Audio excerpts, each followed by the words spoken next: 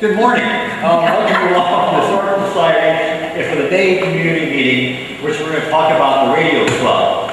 But first of all, let me take a couple of announcements for the club. One is that if you want to pay your dues, Gene McKenzie's at the end of the table there, I'd be happy to take money. Then I want to remind you, we now have Mike Mooney, who is working on Monday nights, and we've also got a sign we're putting out in front when the museum is open to try and get some people who are driving by to get an idea that we are here. Ron Vogler, who is the vice president, who couldn't be here this morning because this happens to be Mutual Four's annual meeting, and both our vice president and our treasurer are active members of the Mutual Four, so they're not here this morning. But Ron has now pretty much categorized all the videos in the collection. We've now got an inventory of all the videos and where we can find with our hands on them. We're almost done, looking forward to that. The docent program is always available for people who would like to do something, and we have several projects working on it. Mike Mooney on Monday nights when he's here is working on updating our yearbooks so that the Historical Society has good scrapbooks like other clubs. Today we're very, very fortunate to have a program on the Radio Club, and there are displays out there for you to take a look at. And our speaker today is going to be Roberta Raymond. Roberta has spent many years in the Radio Club, I won't say how many, but many years. And she was also much involved in a new club, which she talked about last year, which evolved out of the Radio Club, which was the Computer Club. So, also Roberta has for many years worked as a radio operator on the Queen Mary. Not a transit between New York and London, but for years as in Long Beach, she operated on, it was a Thursday, we used to operate the radio room on the Queen Mary here in Long Beach. So I'd like very much to introduce to you Roberta Raymond, who is going to be talking about the history of the Radio Club in Theo Beach Leisure World.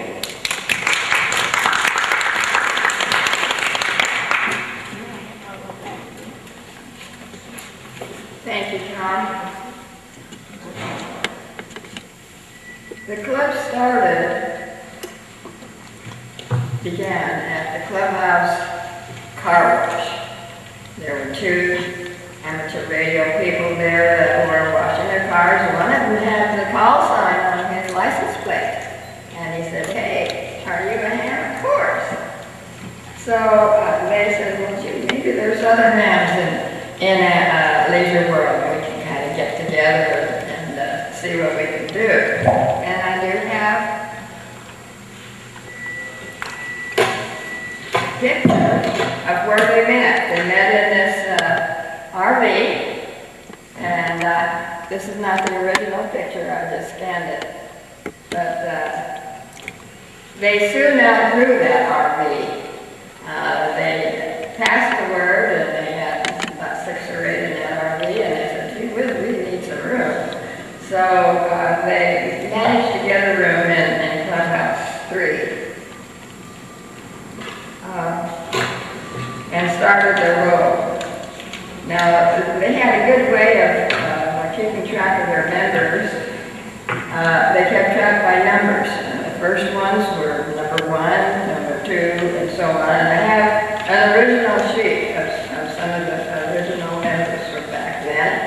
And I'm number 64, so I came in about 10 years after they got started. We have a picture here of a tsunami, and we haven't had the tsunami here, but we, they said it was a possibility that Leisure World could even have a terrible accident like that. Now, we want to keep track of disasters, and that was one of their very first things that they talked about, was disasters. And they did have their first disaster preparation, and included the same people that we do, the main gate and all of the operators in the area here. We have a frequency that we are on. They also included the medical center and even included the hospital. The hospital had a way of keeping track. And they considered it a very successful drill.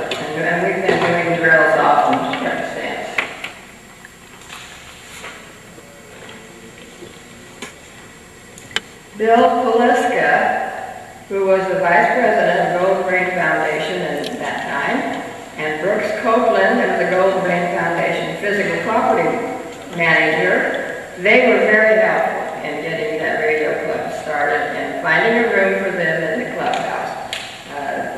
Originally, radios were a no-no. People didn't know that, didn't realize that our radios would not interfere with their TV. TV is very important to the seniors. But with their help, we convinced them that they would be very good neighbors. Each of our drills we even include the main gate, but we're told ahead of time, of course, when we have a drill. But when we have an emergency, we never know when that's going to happen. And we did have an emergency, or almost. A couple of weeks ago, we had an earthquake, and I think everybody felt that earthquake. And the first thing that the hams are supposed to do is go in and check the radio and check on the radio and let them know, let all of us know that we're there. And we wait for directions. Jaime up in the EOC, he was home, but if it was during the day, he would be giving us information. Otherwise, he would be in contact with the main gate, where we do have an amateur radio for connections. And so we do a good job of that. We had eight of our operators check in last week, so there were no further directions, so we were there ready to listen and do whatever we were told. We do go around in our neighborhood and look and see if there's anybody that does need help. Oftentimes people get frightened and go out and feel that they need to know somebody that's around that can help, just in case. The flood. Remember the flood? I don't know if all of you were here or not, but that was in 1995. And I lived right there at the channel, and I saw that channel just come up and up and up, and I wondered what was going to happen. And I watched it happen. It came across the street and across the sidewalk and up on my sidewalk. Flooded the grass in that area. Also, some of the apartments along there were flooded. Mine was not, just the inside patio, not wet. But the firemen were there, right there at my door, and they knocked and wanted to know if I wanted to leave. And I probably should have left, but I didn't. I wanted to stay there and be in contact with the radio club and see what information I could relay. We did set up emergency amateur radios in Clubhouse 3 at a little card table that one of our members set up. That was Carl Carlson.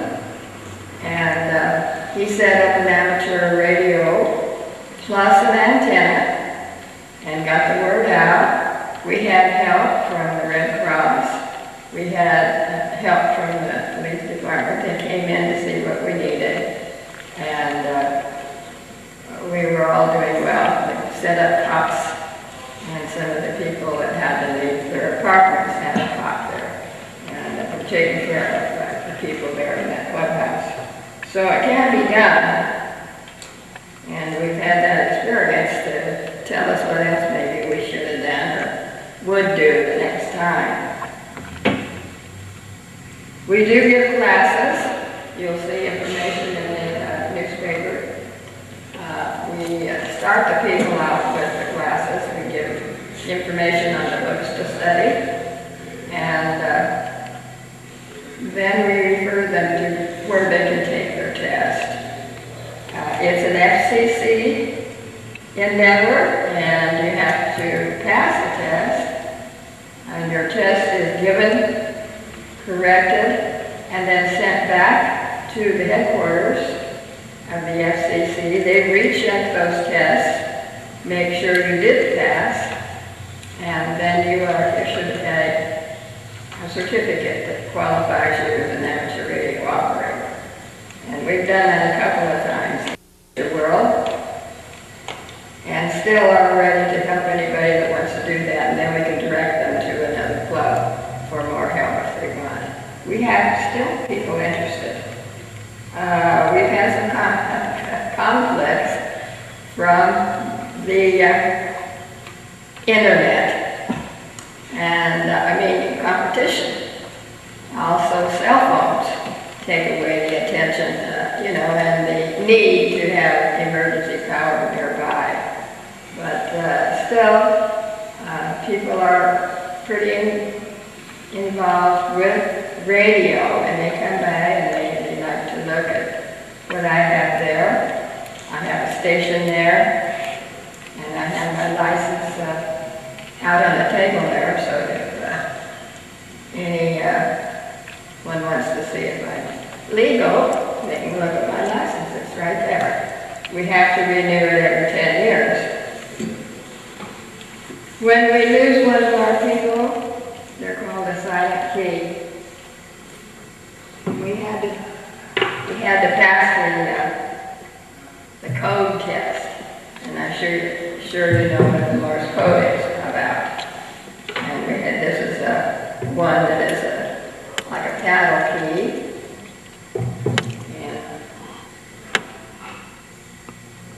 and this is the general key. Of course, we connect it to the antennas and we can contact people. We have a member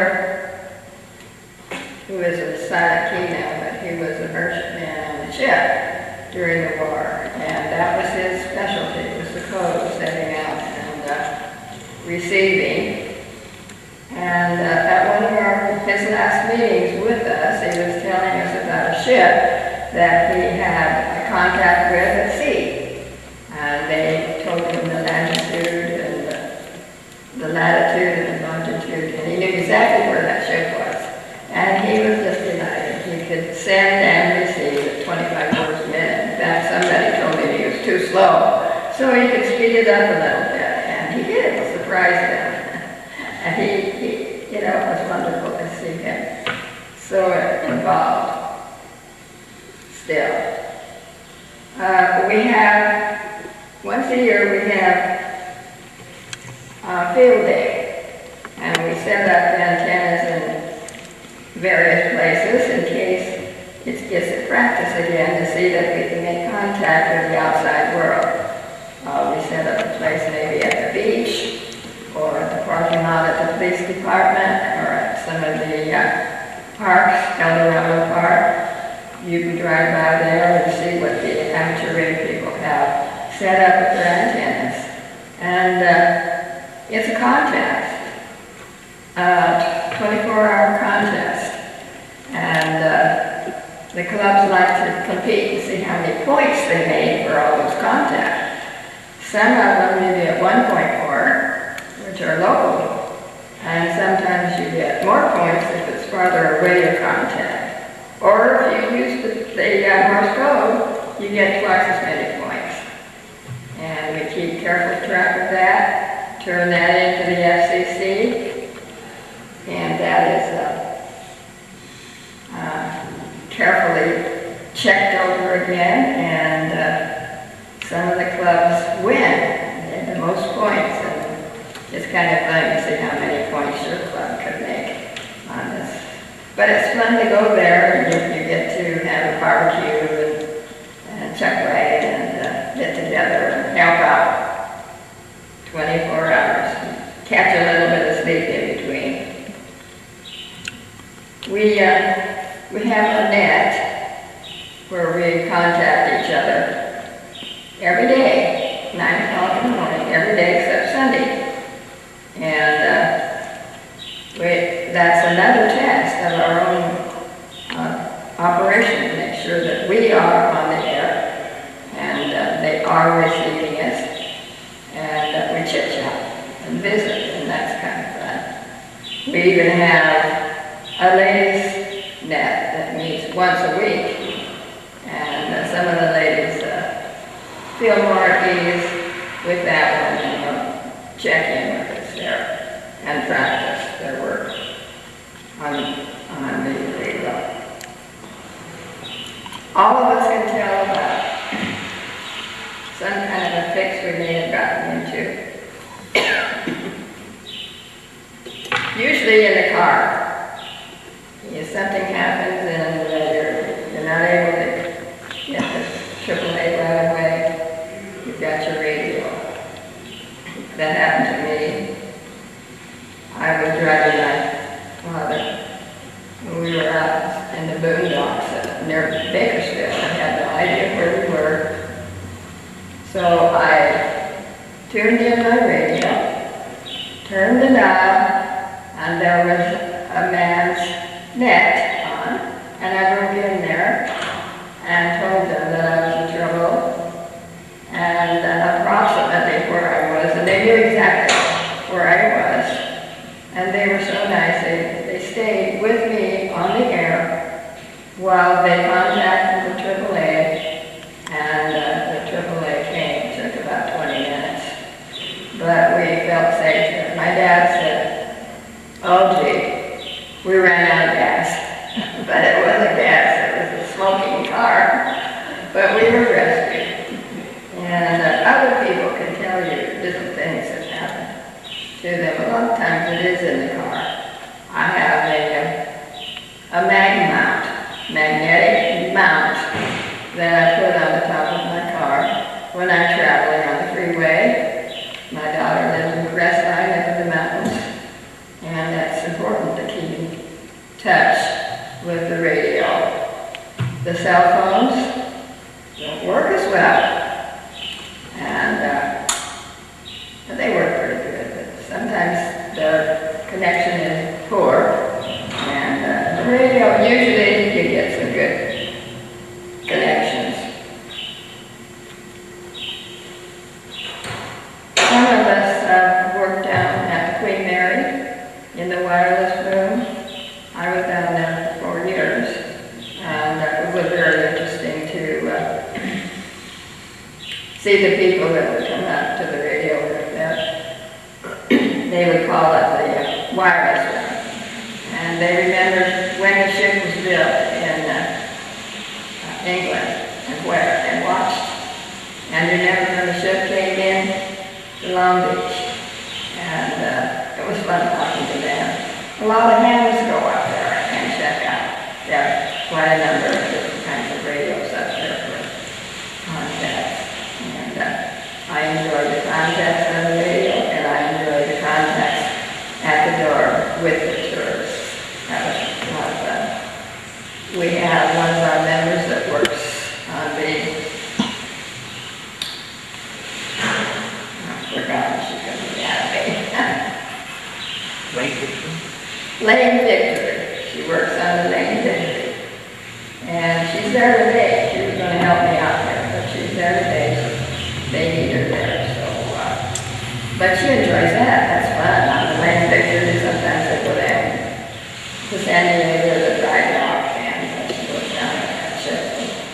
But they've done a lot of repair on that ship to keep it going. And she enjoys that too. We have our radio room.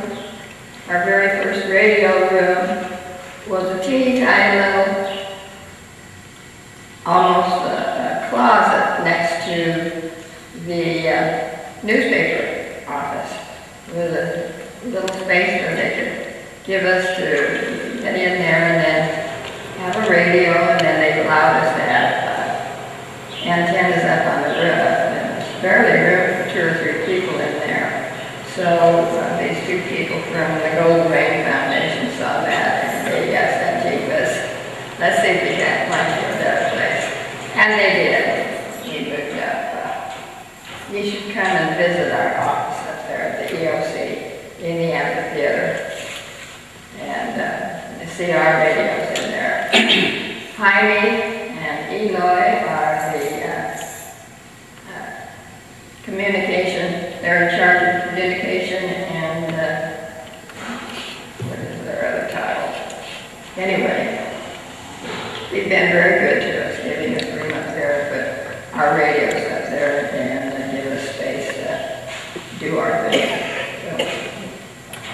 Now we have about 40 members. As I said, some of our members have dropped off. We lose them, and it's hard to repeat, like I said, to get younger people to come in and join our club. So, thank you for letting me tell you, I am Bobby Raymond, Kilo Alpha 6, Juliet, Delta, Oscar. All of us that have our licenses are very proud of it, and we do whatever we can to keep the club going and to keep the operations going. Thank you. Thank you very much. We're going to take one picture over here. And while we're getting ready for a picture, you know, we normally give speakers a cup, but somehow you've already received your cup. So this time we're going to give you a bag to put your cup in. So this way it works out great. Even my wife uses this one. I mean, it went like this, so it's great. So thank you very, very much. Just one thing, a couple more announcements. I want to thank Chuck Burnett, who is very graciously given and take all these oral interviews for the last several years. I want to thank the O'Brien sisters who made phone calls to remind people about it. I want to thank Charlotte Morrell, who does the highlights. And we have, I want to thank Dorcas and Jean and Ann, who helped set up today. And especially Jean, who collects the money for us and keeps our membership straight.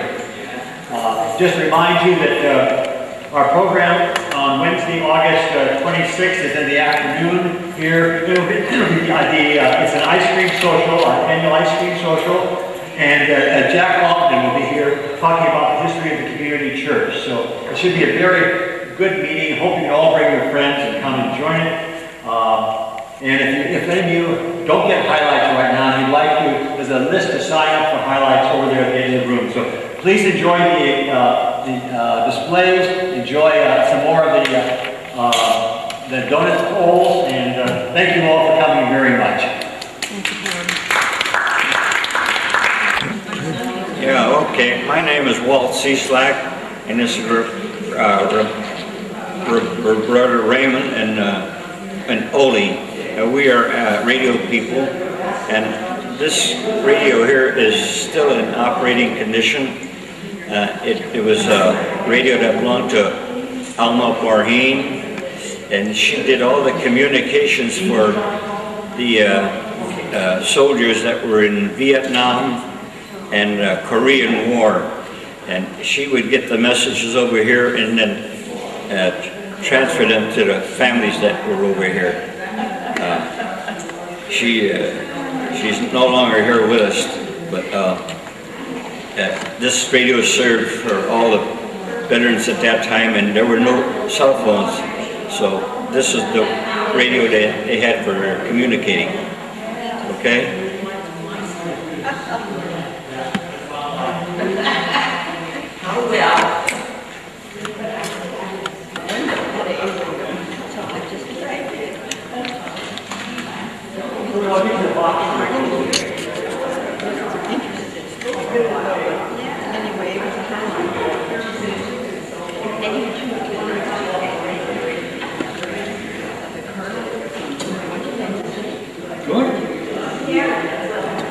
What part of Iowa is that? Southern Iowa and south of Des Moines? I had an aunt that lived in Grinnell. I was born and raised in Iowa.